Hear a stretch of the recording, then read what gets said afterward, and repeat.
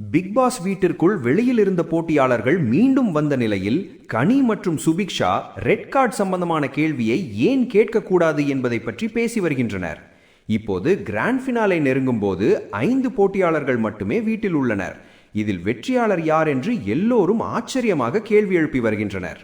Sandra நடிப்பால் கம்ருத் மற்றும் பாரு red card பெற்று வெளியேறிய நிகழ்வுக்கு பழைய போட்டியாளர்கள் கேள்வி எழுப்பியுள்ளனர்.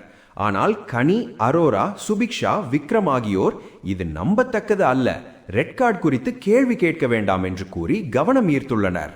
அரோராக சாண்ட்ரா வாய்மொழியால் உண்மையை மட்டும் வெளிப்படுத்த முடியும் என்றும் தெரிவித்தார். மேலும் சாண்ட்ரா அமித்தை கட்டிப்பிடிக்கும் போது தவிர்த்து சரியான பதிலை தராமல் உதாசீனமாக நடந்துள்ளார். பிரஜன் இதை நேரில் காண்கிறார்.